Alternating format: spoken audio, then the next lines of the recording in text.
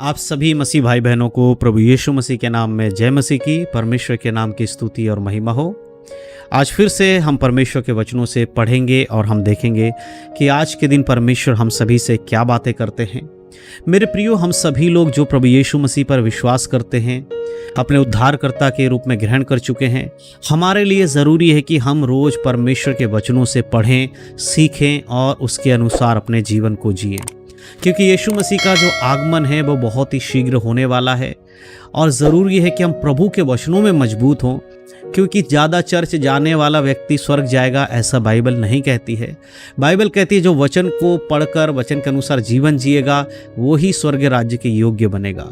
जो अंत तक धीरज धरेगा उसी का उद्धार होगा। तो मेरे प्रियो, आज हम परमेश्वर के वचन से मनन करने के लिए जो अध्याय पढ़ने वाले हैं वो है भजन संहिता और उसका 24 अध्याय। जी हाँ दोस्तों, भजन संहिता और 24 अध्याय राजा दाऊद के द्वारा लिखा गया ये अध्याय है। यहाँ पर राजा दाऊद परमेश्वर की महिमा करते हैं और बताते हैं कि परमेश्वर कौन है, परमेश्वर ने किस प्रकार से काम किया है और परमेश्वर के पास कौन पहुँच सकता है, किसके पास ये ताकत है कि वो परमेश्वर के सिंहासन के सामने खड़े हो सके या स्वर्ग में प्रवेश कर सके। तो आज इस अध्याय के माध्यम से हम बड़े डिटेल में चीज़ों को समझेंगे और सीखेंगे। तो सबसे पहले हम एक प्रार्थना करेंगे ताकि हम इन वचनों को पवित्र आत्मा के द्वारा समझ पाएं।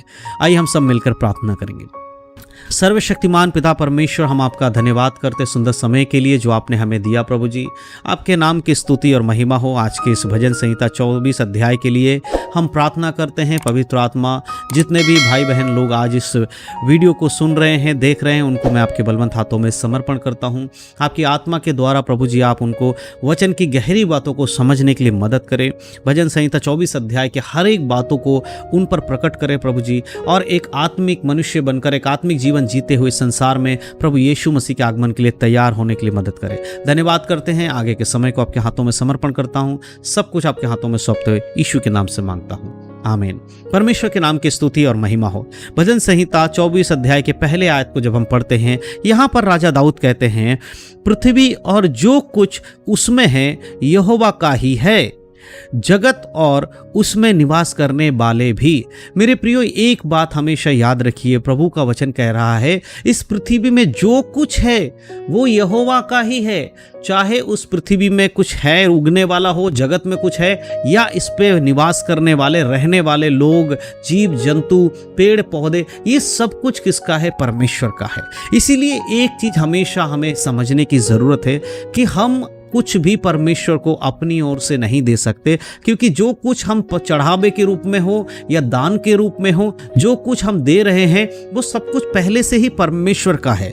हमारा क्या है? हमारा कुछ भी नहीं है। यदि हम परमेश्वर को कुछ देना चाहते हैं तो सिर्फ हम अपने जीवन को परमेश्वर को दे सकते हैं। हमारे जीवन के द्वारा परमेश्वर को हम महिमा दे सकते हैं, हमारे होठों के द्वारा हम परमेश्वर को महिमा दे सकते हैं। संसार की वस्तुओं को देकर हम परमेश्वर को खुश नहीं कर सकते, क्योंकि संसार की तमाम वस्तुएं परमेश्वर का ही है, सब कुछ परमेश्वर का है। हम इसमें से कुछ लेकर परमेश्वर को दें और इस बात को सोचें कि प्रभु हमसे खुश होगा, आनंदित होगा, ऐसा नहीं है मेरे प्रियो। क्योंकि वचन कहता है सब कुछ तो परमेश्वर का है। इसीलिए जो हमारे पास है, हमारे शरीर, इस शरीर के द्वारा हमें परमेश्वर को महिमा देना चाहिए।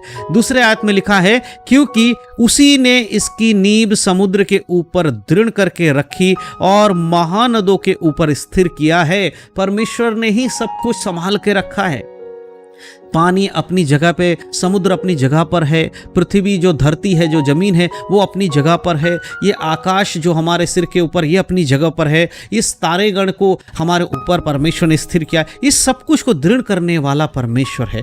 तो मेरे प्रियो, इस परमेश्वर को हमें कितना महिमा देने की जरूरत है। क्या आप परमेश्वर की उस महानता को समझ पा रहे हैं? यहाँ राजा दाऊद उस परमेश्वर की महानता को बता रहे हैं। आज लोग यीशु मसीह को सिर्फ एक ऐसा ईश्वर मानकर चल रहे हैं जो बस चंगाई और छुटकारा करते हैं, लेकिन ऐसा नहीं। प्रभु परमेश्वर जो हमारा है वो स्वयं देहधारी होकर आया, वो स्वर्ग का सिंहासन से आकर मनुष्य के बीच में उसने डेरा किया। मेरे प्रियो, जो यीशु मसीह है वो स्वयं परमेश्वर है। मेरे प्रियो, इस बात को हमें समझना होगा। अब आती है बात के अगले वचन में लिखा है, यहोवा के पर्वत पर कौन चढ़ सकता है? एक सवाल राजा दाऊद यहां पूछ रहे हैं, यहोवा के पर्वत पर कौन चढ़ सकता है और उसके पवित्र स्थान में कौन खड़ा हो सकता है? कौन खड़ा हो सकता है उसके पवित्र स्थान में? कौन स्वर्ग राज्य में प्रवेश करेगा? आज बहुत सारे लोग चर्च जाते हैं, बहुत सारे लोग अपने आप को मसीह कहते हैं, उनको लगता है कि वो स्वर्ग चले जाएंगे, वो यीशु के उस भवन में प्रवेश कर पाएंगे। लेकिन यहाँ सवाल है, कौन कर पाएगा ऐसा? क्या सिर्फ चर्च जाने वाला स्वर्ग में प्रवेश कर पाएगा? नहीं मेरे प्रियो। क्या केवल अपने आप को मसीह बोलने वाले व्यक्ति स्वर्ग में प्रवेश कर पाएंगे? नहीं मेरे प्रियो। अपने नाम के आगे पीछे मसीह लगा लेने से क्या आप स्वर्ग में चले जाएंगे? नहीं मेरे प्रियो। लेकिन परमेश्वर का वचन कहता है, कौन है जो स्वर्ग में प्रवेश कर पाएगा? चौथे आयत में लिखा है, जिसके काम निर्दोष हो और हृदय शुद्ध है, जिसने अपने मन को व्यर्थ बात की ओर नहीं लगाया और न कपट से शपथ खाई है।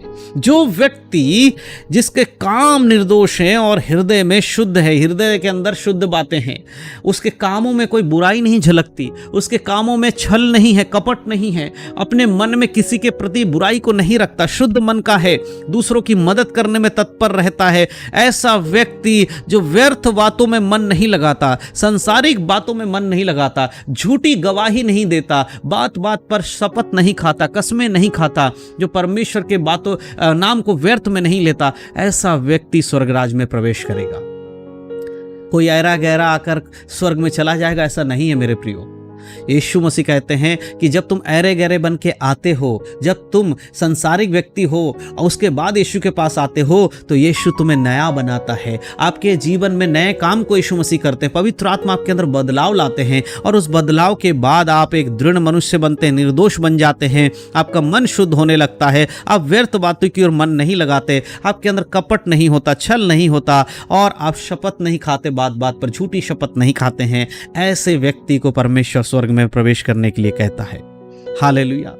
और आगे हम जब वचन को आगे पढ़ते हैं, बहुत सारे वचन है मेरे प्रियो, आप लोग इसको पढ़िएगा, भजन संहिता 24 अध्याय को पूरा पढ़िएगा। समय की कमी के कारण हम इसे शॉर्ट में पढ़कर आगे जा रहे हैं और मैं आपको बताना चाहता हूँ, इसके आगे जब आप पढ़ेंगे वहाँ पर बहुत सारी बातें लिखी है कि यहोवा की ओर से आशीष कौन पाएगा, उद्धार करने के परमेश्वर की ओर से धर्मी कौन ठहरेगा। ऐसे लोग जिसके खोजी और दर्शन के खोजी क्या है, ये परमेश्वर के जो खोजी होते हैं, ऐसे लोग ही परमेश्वर के राज्य में पहुँच पाएंगे।